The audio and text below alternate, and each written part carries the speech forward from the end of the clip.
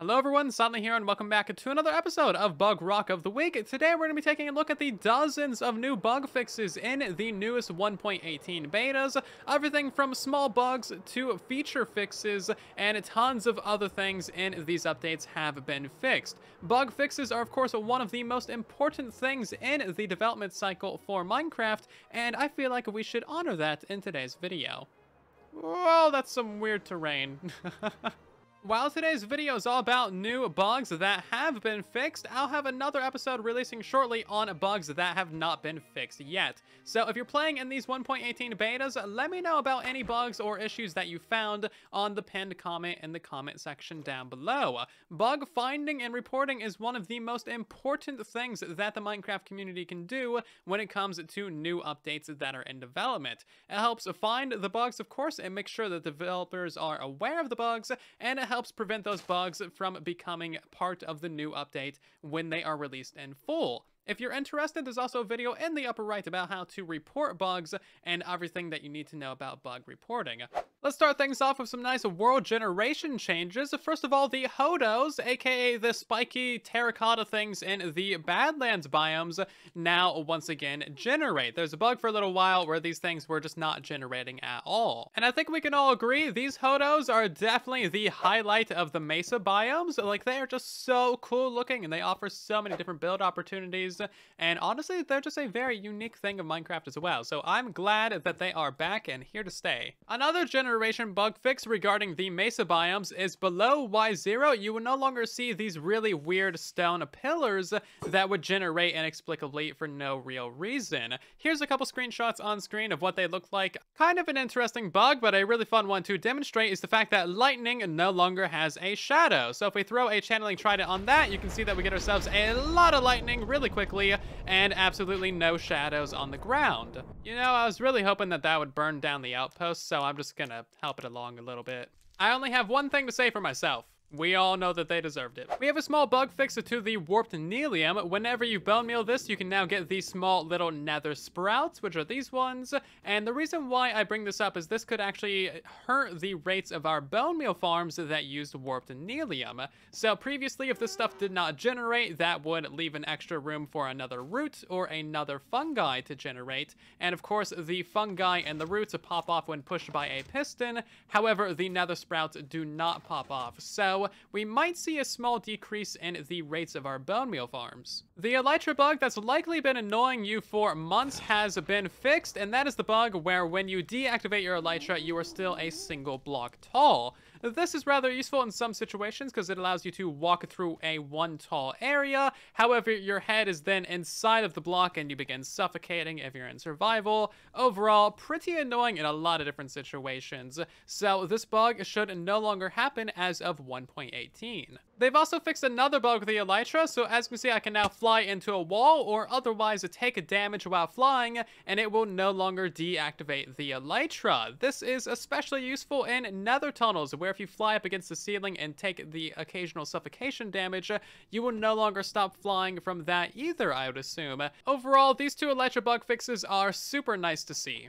There's also been a small bug fix to the Woodland Mansion. Previously, very rarely you could find an unattainable item in the loot chest. It was actually a glow stick with no texture, as you can see from this image here. It's actually a rather interesting thing, and it's not from Creative or Education Edition. So this unobtainable item will be acquirable until 1.18 releases. So maybe go explore your Woodland Mansions and see if you get lucky. Tropical fish will once again spawn in the lukewarm oceans. So now we have a lot more places to get food for our axolotls and make axolotl farms. The Always Day toggle has been added back to the world options menu, and I don't really see why this is here because we also have the do daylight cycle as well. And as soon as you flip one of these, they always toggle each other. You can't turn off one without turning the other one on. And I have found this super pointless and redundant for like 4 years. And I was kind of excited when they removed the Always Day option because having two of these just really doesn't make any sense. We got some absolutely huge changes to coppers. It will now drop 2 to 5 of the raw copper instead of 2 to 3. Normally, whenever you want to make some of the cut copper, you need 4 blocks of copper to get 4 cut copper, so it's a 1-to-1 conversion. However, using a stone cutter, 1 single block of copper will give you 4 cut coppers now. Now keep in mind, this also applies to slabs as well, so you can get 8 slabs out of 1 block of copper. That is 4 times your input, and you can get 4 stairs out of 1 block of copper as well, which is ridiculous. I love it. Why did they add this after I just built an entire castle out of copper? Why, Mojang? Why? The drop rate of 2 to 5 per ore is only for an unfortunate pickaxe. However, of course, the drop rate for Fortune 3 has been boosted as well. As you can see, I just got like 9 from that. There's also a few other changes in beta 1.18.0.21. However, they are basically the exact same changes that we just saw in some of the recent Java snapshots that I've shown in previous videos. So basically, all of this stuff right here is now the same between Java and Bedrock. So that's a good thing, actually. More parity is the better. Probably the most important thing on this entire list for you to know about is that the amount of dungeons below Y level 0 has been significantly increased. And in case you want to know which snapshots I'm talking about snapshot 21W39A and 21W40A. The changes are basically the same between all 3 of these changelogs. There's been a little bug fix to the campfire. Whenever these things are pushed by a piston or blown up with an explosion, they will now drop 2 charcoal. This has no effect on the soul campfire. These guys will always drop 1 soul soil. Now, something I was not aware of is that if you break a campfire without Silk Touch, you actually get 4 pieces of charcoal back from that, and it only costs 1 piece of charcoal to make these things.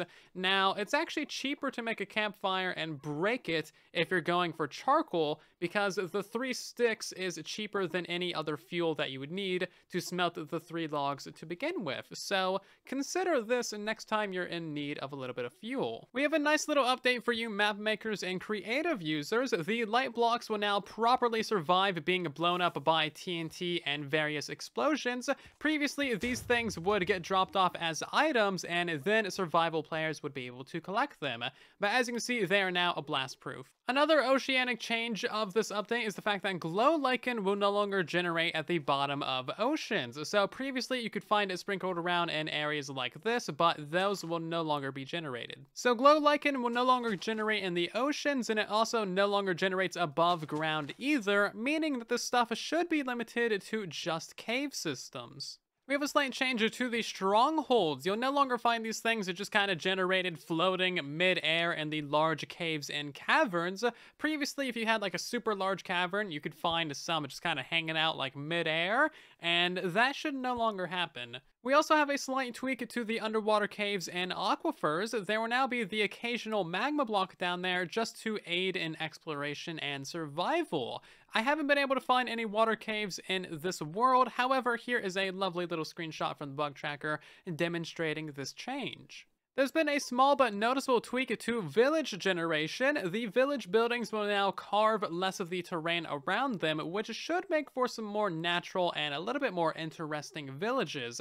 However, let's be honest, these things are always going to be a little bit haphazard because, to be honest, the villagers are kind of silly, and they cannot be trusted to build structurally sound villages, can they? We have a very nice change for those of you who like to use fire charges, or maybe if you just like playing in the Nether a lot. Fire charges will no longer get consumed when they are used on things that are already on fire, such as a Nether portal that's already been lit, blocks that are already on fire, candles that are already lit, and candle cakes as well. So overall, this is a pretty good little change, and it should save you a lot of fire charges in the long run. An interesting thing about this is you can now click on floating gravel with a fire charge. That'll update those blocks, but not use the fire charge. So that's kind of interesting. We have yet another change to the raids and the raid boss bar. So now whenever a pillager takes damage, the raid bar will actually decrease. Previously, the raid bar would only decrease when a pillager actually died, but as you can see, we can now smack these guys and we'll real-time see the amount of progress that we have left in the raid. This can be very, very helpful if you have like one guy remaining and there's only a sliver at the very top of the bar. You'll know that guy is super low health. We also have a super important bug fix for villagers. These guys will continue to work their schedules even in worlds that are super old. Previously, they would kind of like give up and just kind of break their schedules. But now if you have free roaming villagers, they'll go to bed on time, work at their workstations on time, and do all the things that they should when they should do them. So this is going to help a lot of old worlds. As you might know, the 1.1740 main release for Bedrock Edition has released, and this comes with a ton of different bug fixes in it. However, I've actually talked about everything in this because I've been covering all of the recent betas. So if you've seen the recent few bug rocks, then you'll know basically everything that there is to know about this changelog. I would recommend updating. It's got a lot of good bug fixes in it. I haven't heard any major complaints from anyone about any new bugs, so go ahead and update if you feel like it. And furthermore, I think this is probably going to be like the very last 1.17 update that we get, unless there is a small bug fix or hot fix release, like we saw for Android a couple of days ago. So the next update that we're getting is most likely going to be 1.18 coming mid-December. So again, if you found any new bugs in the 1.18 update, then consider leaving them down in the comment section below, and I'll include them in the next episode of Bug Rock of the Week.